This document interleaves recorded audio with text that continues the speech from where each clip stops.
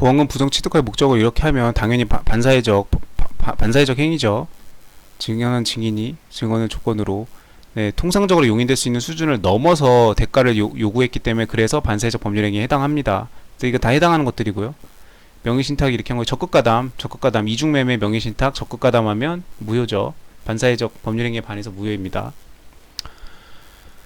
15번 불공정. 아주 그냥 103조 104조 하나씩 다 낼 건가 봐요. 뭐 차고 사기 강박까지 다 한 문제씩 다 낼 건가 봐요. 그냥 불공정한 법률행위 104조죠. 네, 104조.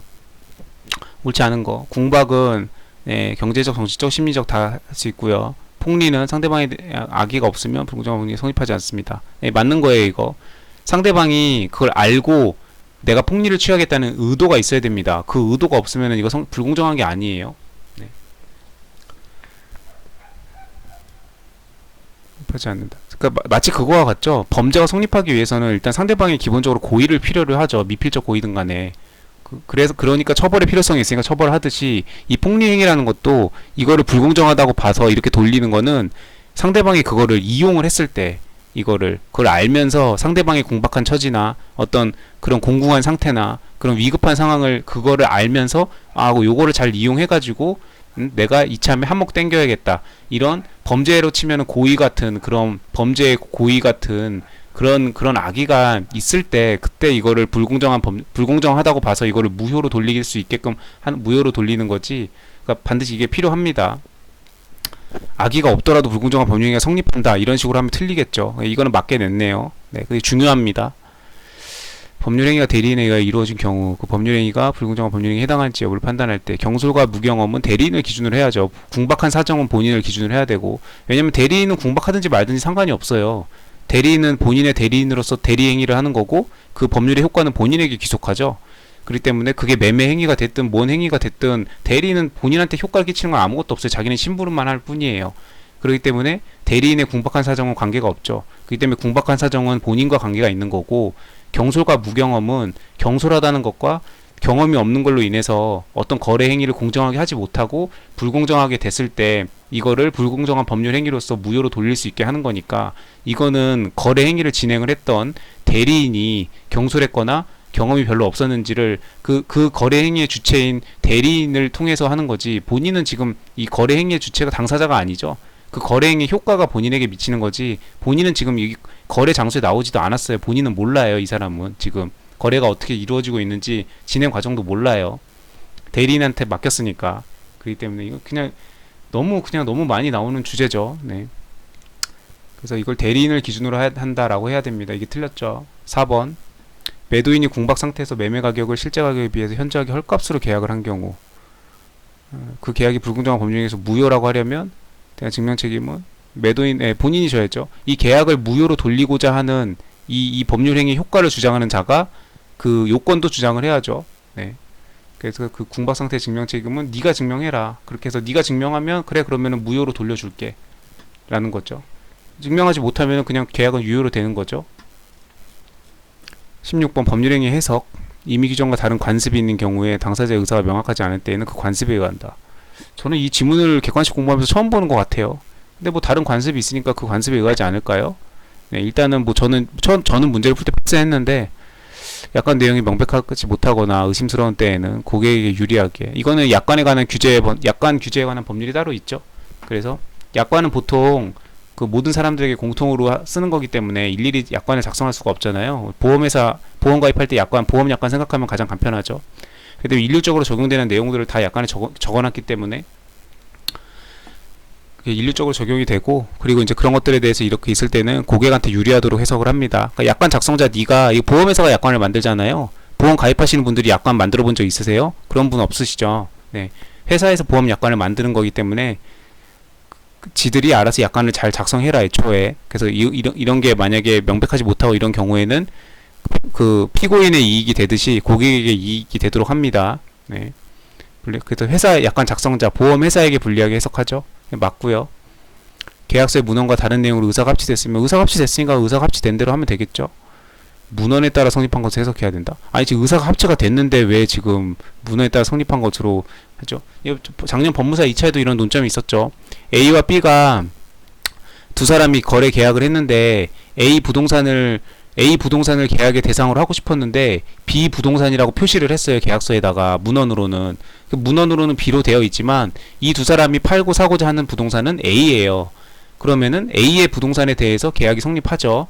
이 B에 대해서 그 계약서에 부동산이 B로 되어 있다고 해가지고 B에 대해서 매도 매수가 성립한 게 아니죠. 네, 그 의사가 합치된 대로 의사가 합치된 A 부동산에 대해서 계약이 성립된 거지. 그 계약서에 B로 적혀 있다고 해도 A 부동산에 대해서 거래를 했다고 지금 매도인과 매수인이 입을 모아서 얘기를 하고 있죠. 아니 우리 A 부동산에 대해서 사고 판 건데 이게 왜 B로 기재를 한 거지? 그럼 뭐 그냥 실수 기재겠죠. 뭐 어쨌든 간에 문헌이 중요한 게 아니고 두 사람의 의사가 중요하다.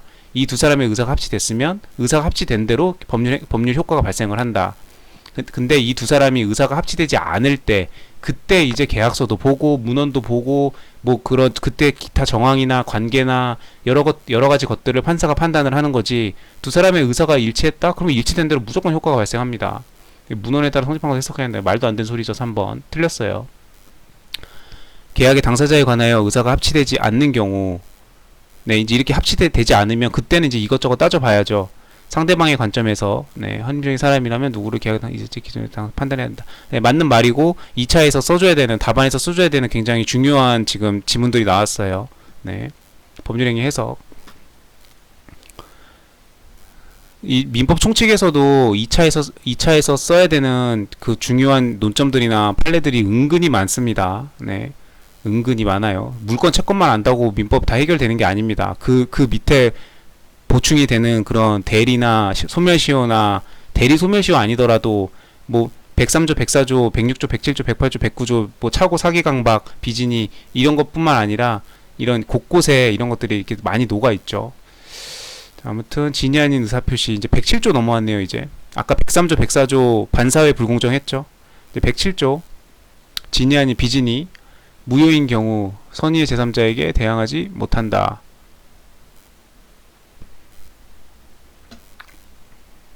조문 그대로죠. 너무 조문 그대로 갖다 적으니까 뭔가 함정이 있나?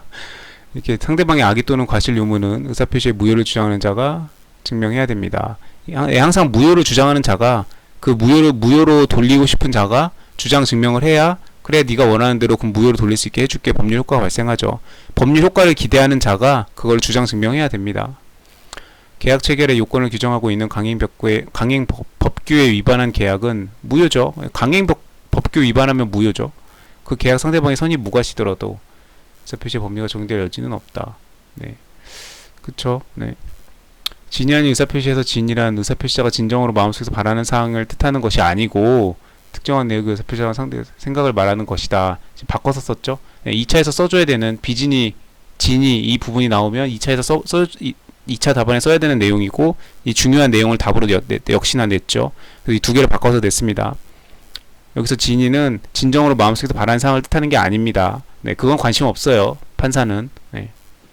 의사표시자의 생각을 말하는 것이다. 18번 강제집행을 면탈할 목적으로 을과 통정하여 통정 108조 107조는 이렇게 비진이 의사표시 이렇게 내고 108조는 사례 문제식으로 이렇게 또 약간 신경을 썼어요. 자신의 X 도자기에 대해 허위의 매매 계약을 X 도자기 동산이죠. 허위의 매매 계약을 체결하고 X 도자기를 을에게 인도하였답니다. 자, 통정의 허위 표시니까 무효죠. 갑과 을은. 다만 이거를 선의의 제3자에게는 대항할 수 없죠. 이후 을은 X 도자기를 병에게 매도했답니다. 선의의 제3자가 되겠죠. 설명으로 옳은 거. 갑과 을 사이의 계약은 특별한 사정이 없는 한 유효이다. 특별한 사정이 없는 한 이건 무효죠. 허위의 통정의 표시는 무효라고 되어 있고 108조 규정을 보면은 상대방과 통정한 허위의 의사표시는 무효로 한다라고 했지 특별한 사정이 없는 한 무효라고 하지 않았죠. 그렇기 때문에 이것도 틀렸고 이것도 무효라고 해야 되기 때문에 이것도 틀렸고 네, 이렇게 틀렸습니다. 을은 특별한 사정이 없는 한 X 도자기에 대한 소유권을 취득한다. 취득하지 못하죠. 지금 통정한 허위 표시의 지금 당사자죠. 갑과 을은. 네, 그렇기 때문에 허위 표시는 무효이고 을은 이 소유권을 취득할 수 없죠.